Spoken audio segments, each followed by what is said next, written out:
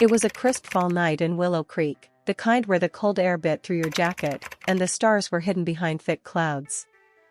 Officer Jake Harper adjusted his collar, glancing at the dashboard clock, 2:34 a.m. Only a few more hours until the end of his shift, and he was eager to get back home, where his warm bed awaited him. His patrol car hummed along the empty streets, its headlights cutting through the darkness. Willow Creek was the kind of town that rarely saw any action. A place where everyone knew each other, where the local diner doubled as a gossip hub, and where the loudest event was the annual fall fair. Most nights, like this one, were routine. Quiet. Uneventful. But something about tonight felt different. Jake couldn't place it, but the hairs on the back of his neck stood on end as he made his usual rounds. The streets were deserted, save for the occasional raccoon darting out from behind a trash can. As he turned down Oak Ridge Avenue, a street lined with old, worn-down houses, his gaze wandered. Most of the homes were dark, their occupants long asleep, and the streetlights flickered weakly, barely holding back the night. That's when he saw her. Standing beneath one of the struggling streetlights was a young girl, no more than 14, maybe 15 years old. She wore a baggy hoodie and jeans that looked 2 sizes too big, and her arms were wrapped tightly around herself as though trying to keep warm. Her hair was wild, cascading down her face in tangled waves, partially obscuring her features. But it was her posture, rigid, tense, like she was afraid to move, that caught Jake's attention. He slowed the car, leaning forward to get a better look. His instincts as a cop kicked in. Something wasn't right. A girl that age, out alone at this hour, was never a good sign. He eased the car to a stop a few feet away from her and rolled down the window. "Hey," Jake called out softly, trying not to startle her. His voice cut through the quiet night, but she didn't flinch. She stood there, staring at the ground, her shoulders trembling. He waited a moment before speaking again, softer this time. "You all right?" Slowly, the girl lifted her head. Her face was pale, ghostly in the dim light, and her eyes were wide, filled with something Jake couldn't quite identify, fear, sadness, maybe both. Her lips were chapped, and dried tear streaks marked her cheeks. She looked like she hadn't slept in days, like she'd been wandering aimlessly. Her voice cracked as she spoke. "I can't find my way home." Her words hit Jake in the gut. He'd seen this look before. Runaways, lost kids, there was always that same hollow expression, that plea for help just beneath the surface. But there was something about her that felt different. Something that made him uneasy. Jake quickly scanned the area.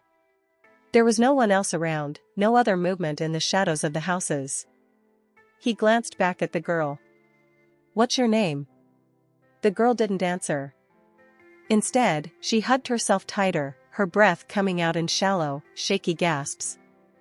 It was cold, far too cold for her to be out here like this. His protective instincts flared up. "All right," Jake said gently, stepping out of the patrol car. The night air hit him like a slap, and he tugged his jacket tighter. He approached her cautiously, keeping his hands in front of him, palms up, a gesture to show he meant no harm.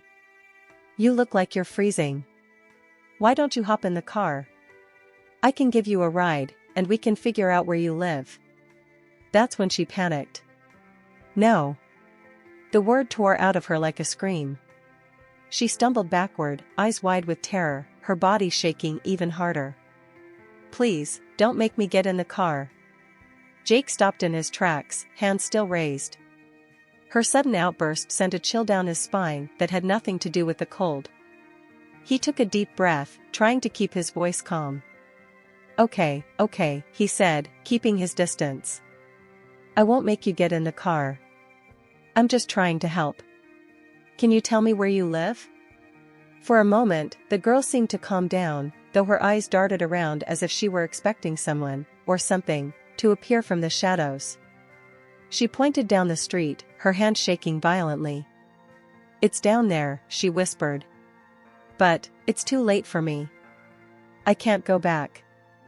Jake's brow furrowed. "Too late? What do you mean, too late?"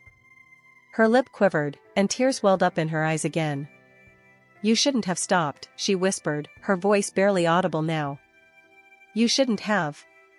Before Jake could respond, she turned and bolted, disappearing into the alleyway between two houses. The suddenness of her departure left him frozen for a second, his brain struggling to catch up. "Wait." Jake called after her, but the girl was gone, swallowed by the shadows. He stood there, breath coming out in frosty puffs, staring down the dark alley. His gut told him to follow, but something else, a deep, primal instinct, warned him to stay back. He stood there for several minutes, waiting, watching, but she didn't return. The street was silent again, as if she had never been there. Eventually, Jake made his way back to the patrol car, his heart still racing. He sat in the driver's seat for a long moment, staring at the alleyway, replaying the encounter in his mind. Something about that girl's fear, the way she had spoken, it unsettled him in a way he couldn't explain. He reached for the radio and reported the incident to dispatch, but even as he spoke the words, they felt hollow. A runaway, probably.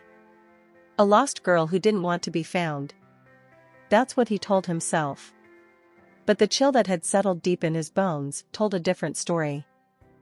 The following morning, the warmth of the sun did little to chase away the lingering cold that had settled in Jake's bones. He sat at his desk in the police station, nursing a cup of coffee that had long since gone lukewarm. His mind was miles away, back on Oak Ridge Avenue, reliving the moment he'd seen that girl, the terror in her eyes, the way she'd run as if the very act of being near him was too much for her to bear. He stared at his computer screen, the missing persons database pulled up in front of him. His fingers hovered over the keyboard, uncertain. He had already searched for any recently reported missing girls, nothing. It didn't make sense. If that girl had been lost or in trouble, surely someone would have come looking for her by now. But no new reports had come in, and the town seemed oblivious to the strange encounter that had haunted his night. His partner, Officer Davis, strolled into the room, balancing a tray of donuts precariously in one hand and a fresh cup of coffee in the other. He tossed a glazed donut onto Jake's desk, causing crumbs to scatter across the keyboard. "Dude, you look like death warmed over," Davis commented, taking a bite out of his own donut. "What happened? Rough night?" Jake shook his head, pushing the tray aside. He'd lost his appetite hours ago. "You ever feel like something's just off?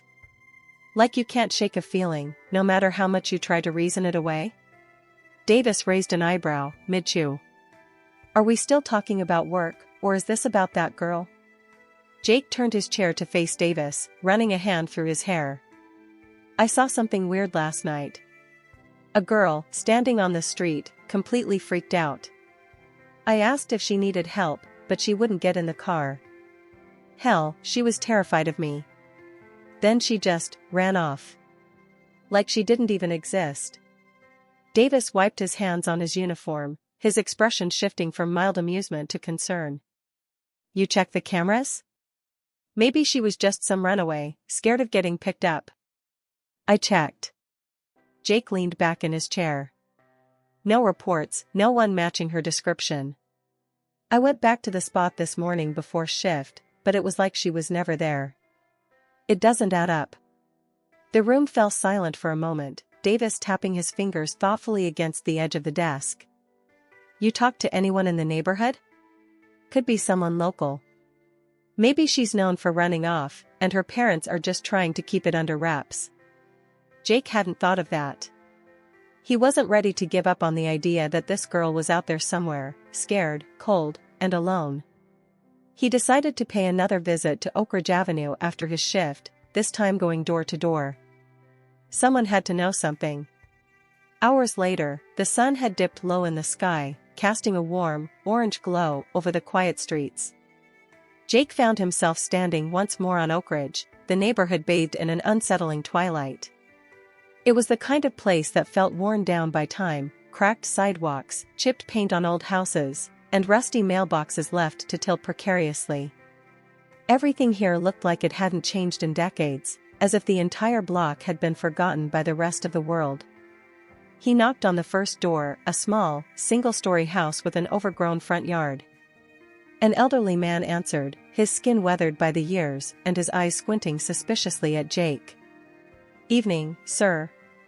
I'm Officer Harper with the Willow Creek PD. I was wondering if you've seen or heard anything strange recently. Perhaps a young girl wandering around here late at night?" The old man's face scrunched up as if he were struggling to remember something distant, but after a moment, he shook his head. "Ain't seen no one like that. Been living here 30 years, and these streets have always been quiet." "Sure you didn't imagine it?" Jake forced a polite smile. "I'm sure. Thanks for your time." As he moved to the next house, a sense of frustration began to settle in. If this girl had been seen by anyone, they certainly weren't eager to talk about it. The next few houses yielded the same results: people either hadn't seen her or didn't care enough to notice. By the time Jake reached the end of the block, the streetlights had flickered on, casting long shadows across the cracked pavement. He paused at the last house, a worn-down two-story home with peeling paint and ivy crawling up the sides. It had an air of abandonment, but the light on the front porch suggested someone still lived there. He knocked on the door, hearing the echo of his knuckles reverberate through the house. A moment passed, and then the door creaked open, just a crack. An elderly woman peeked through the gap, her gray hair pulled back into a tight bun, her face lined with age and something else, something darker, a sadness that seemed etched into her very being. "Can I help you?" she asked, her voice frail but clear. Jake introduced himself, as he had with the others, explaining the situation, how he'd seen the girl and was concerned about her safety. As he spoke, the woman's expression shifted. The color seemed to drain from her face, and her hand gripped the doorframe tightly, her knuckles turning white. "You saw her?" the woman asked in a low voice, her eyes widening slightly. Jake nodded. "Yes." She looked scared, like she didn't know where she was. "I tried to help, but she wouldn't let me near her." The woman let out a long, shaky breath and opened the door wider. "You'd better come in." Reluctantly, Jake followed her inside. The house was dimly lit, the smell of old wood and dust hanging in the air. The living room was cluttered with old furniture, faded photographs lining the walls, and shelves filled with trinkets that looked like they hadn't been touched in years. She motioned for Jake to sit in a worn armchair while she lowered herself into the seat across from him. "She's not supposed to be here," the woman said quietly, her gaze drifting to the window, as if she expected to see something outside. "It's been years, so many years." Jake frowned. "What do you mean? Who is she?" The woman closed her eyes for a moment, as if the memories were too painful to relive. "Her name was Alana. She disappeared almost 8 years ago. It was a stormy night, and she was only 14 at the time. A sweet girl, always quiet, but kind. She never came home. No one ever found her." A chill ran down Jake's spine. He leaned forward, his pulse quickening. "I don't understand, are you saying she's been missing all this time?" The woman nodded, her eyes glistening with unshed tears. "Some people said she ran away. Others thought something terrible had happened to her. I always believed that she was taken." "Taken?" Jake's voice dropped to a whisper. "By who?" The woman shook her head, her hands trembling in her lap. "Not by who. By what?" Jake stared at her, his mind racing to make sense of what she was saying. It sounded absurd, like something out of a ghost story told around a campfire. But there was a weight to her words, a conviction that made his skin crawl. "I've heard the stories," the woman continued, her voice barely above a whisper. "This town, it has a history. Strange things happen here. People see things they can't explain, and children go missing." Jake's throat tightened. He wanted to dismiss it, to write it off as the ramblings of an old woman with too much time on her hands. But deep down, he knew there was more to it. He had felt it himself, the darkness that seemed to cling to the streets, the way the air had grown heavier the night he saw the girl. "I need to find her," Jake said, his voice firm. "If she's still out there, I need to bring her home." The woman looked at him with sad, knowing eyes. "Be careful, officer. There are things in this town that don't want to be found.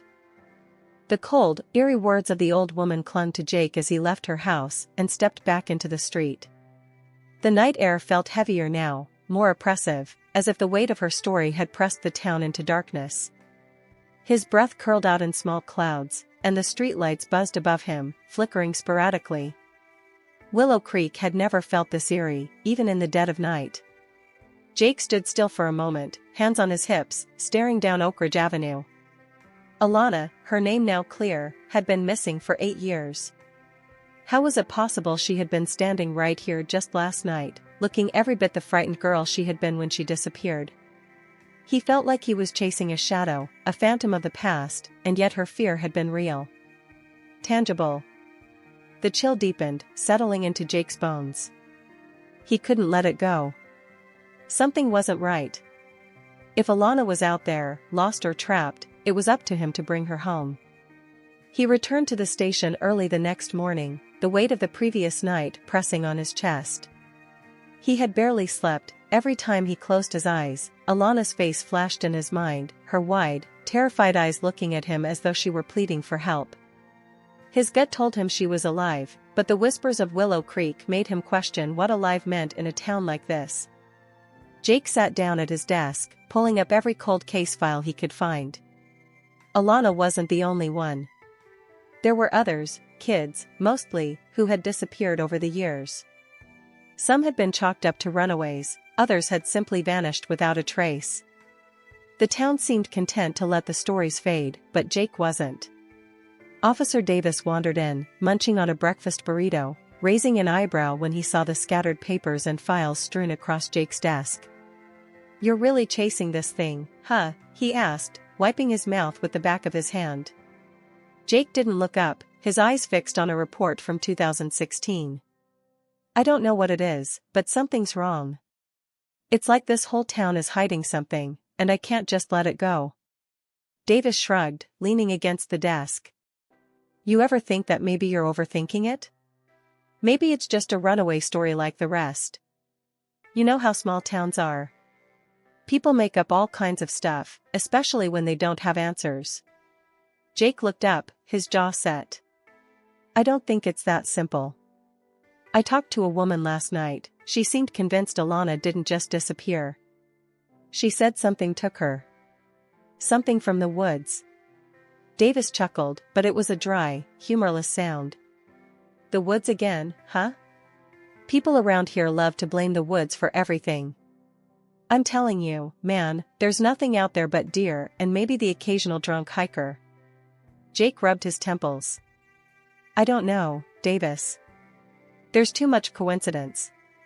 These kids go missing, and no one ever finds them. The woods feel wrong. I felt it last night, the second I stepped out of my car. It's like the whole street was watching me." Davis's expression shifted slightly, the laughter dying in his eyes. He glanced around the room, as if making sure no one was eavesdropping. "Look, I get it. You're newish here, and you don't know the town like some of us do. But if you want my advice, you'd be better off dropping this. Willow Creek doesn't like it when people dig too deep.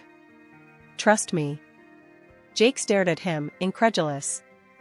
"What the hell does that mean? Are you telling me to let this girl stay missing?" Davis sighed and shook his head. "No, I'm telling you that this town has a way of swallowing people who ask too many questions. You ever wonder why those old cases never got solved? Maybe they weren't supposed to be." Jake clenched his jaw, a knot tightening in his chest.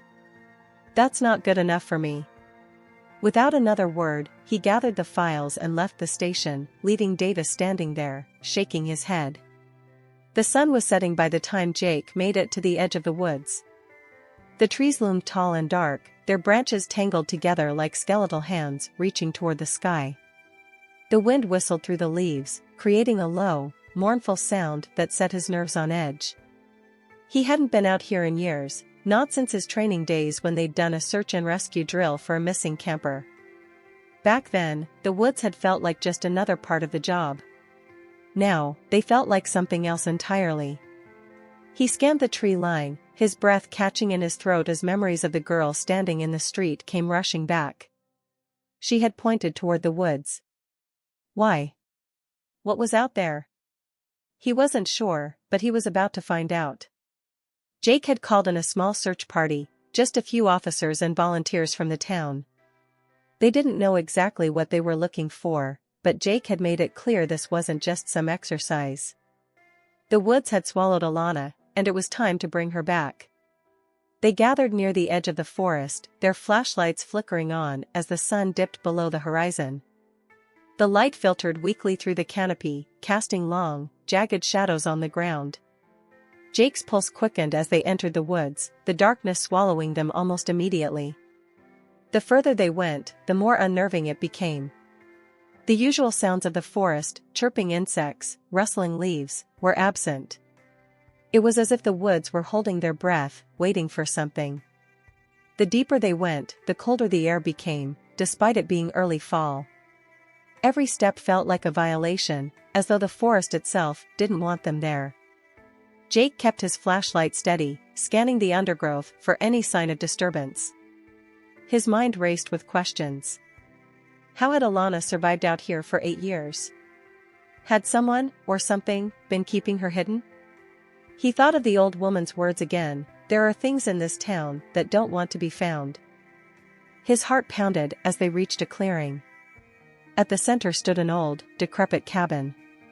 It was small, its wooden walls weathered and sagging, the windows cracked and dirty.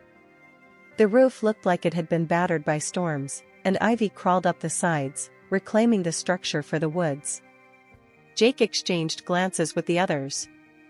No one said a word, but the tension was palpable. He approached the cabin slowly, his hand resting on the holster of his gun. The others fanned out, circling the cabin cautiously. Does anyone know about this place? Jake asked, his voice low. One of the volunteers, a grizzled older man named Hank, shook his head. Been living here all my life, never seen it before. But these woods, they have a way of hiding things. Jake felt a chill run down his spine. He reached for the doorknob and, with a creak that echoed through the still air, pushed the door open. The interior was dark, the stench of damp wood and mildew overpowering. Dust swirled in the beam of his flashlight as he stepped inside, scanning the room.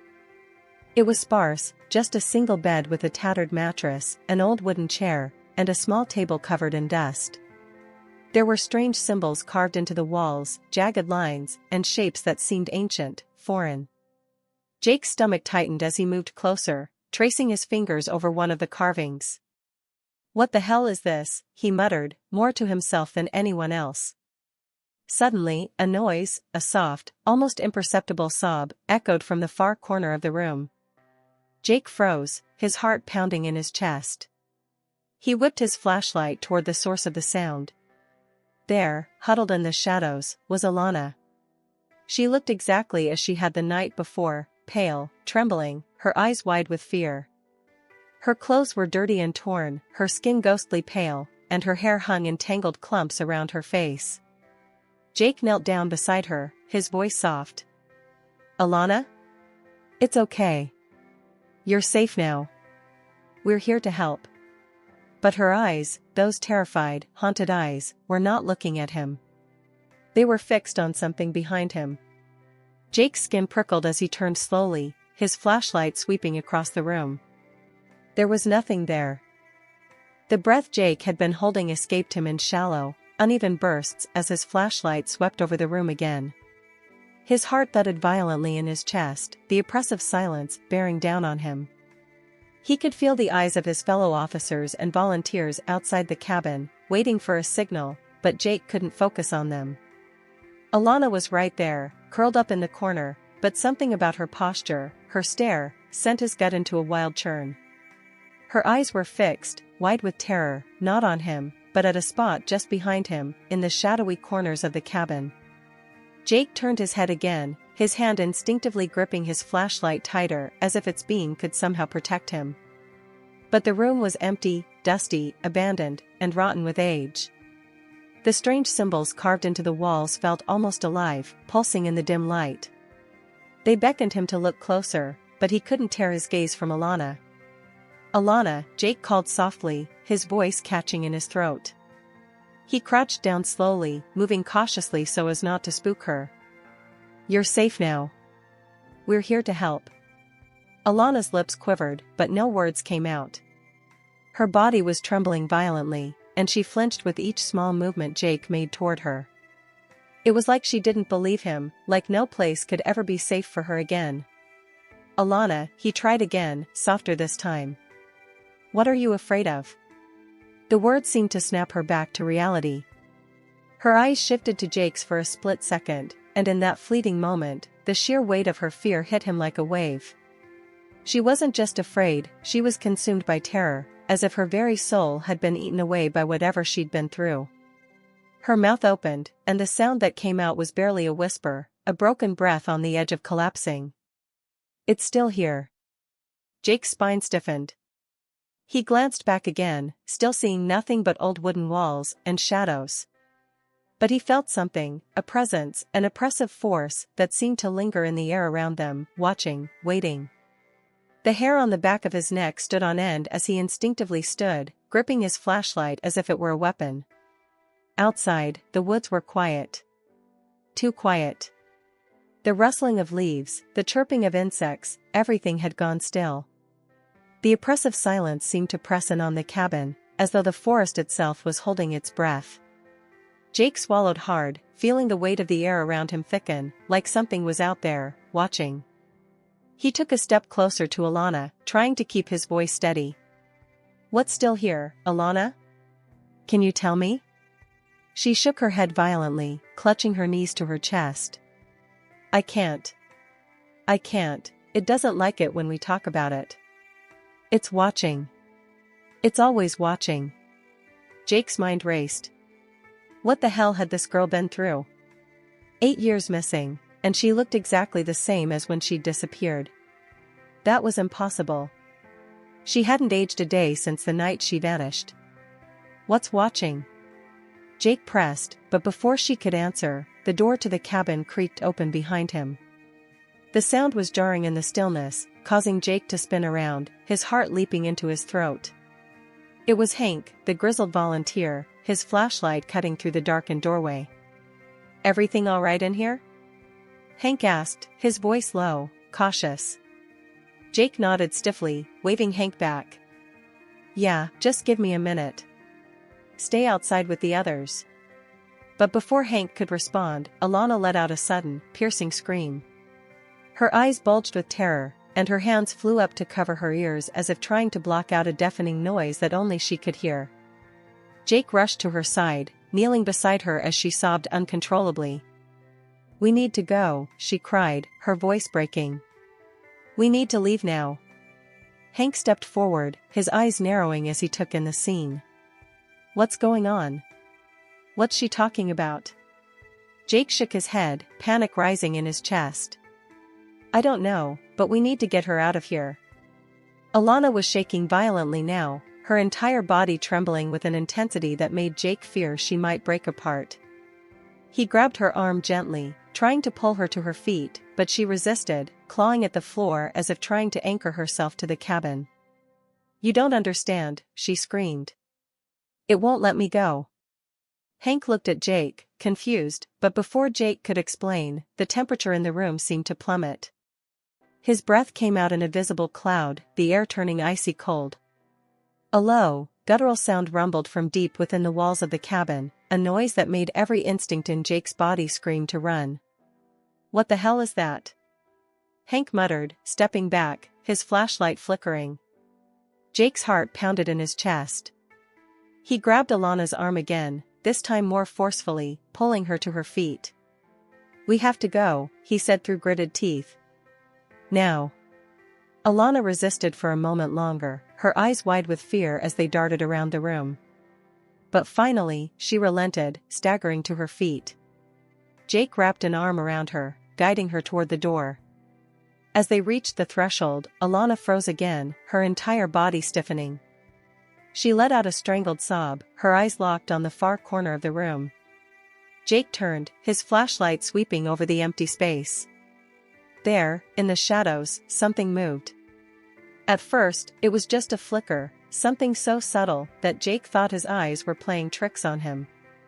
But as the light lingered, the shape began to shift, coalescing into a dark, hulking mass that seemed to pulse with malevolent energy. Jake's stomach lurched as the figure grew more defined. It was humanoid, but its form was twisted, grotesque. Long, jagged limbs reached out from its body, its skin black and oily, as though it were made of shadows. Its eyes, if you could even call them that, were pits of darkness, sucking in the light from th. Go! Jake shouted, shoving Alana toward Hank, who grabbed her and pulled her outside. Jake stumbled backward, his heart slamming against his ribs as he fought to keep his breathing steady. The figure didn't move, but its presence filled the room, suffocating him. He ran out of the cabin, slamming the door behind him. The cold air outside hit him like a wall, and he doubled over, gasping for breath. The others, who had been waiting by the tree line, rushed toward him, their faces etched with concern. What the hell happened in there? Hank demanded, his voice trembling. Jake didn't answer. His mind was reeling, his body trembling with adrenaline. He glanced back at the cabin, half expecting the door to burst open, for the shadowy figure to come crawling out after them. But the door remained shut, and the woods around them stayed eerily quiet. Alana clung to Hank, her body still racked with sobs, but she was speaking now, her voice barely above a whisper. It won't let me go. It's been watching me, ever since that night. It followed me here.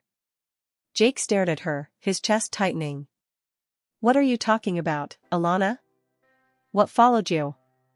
She looked up at him, her eyes red and swollen. The shadow, she whispered. It's always watching. Jake's breath came in sharp, uneven gasps as he stood on the edge of the clearing, his eyes darting between the cabin and the trembling girl in Hank's arms. Alana's words echoed in his mind, the shadow, but his thoughts couldn't make sense of them. He had seen something in that cabin, something not of this world, something he couldn't explain, but it was real. The cold had been real. The feeling of being watched had been real.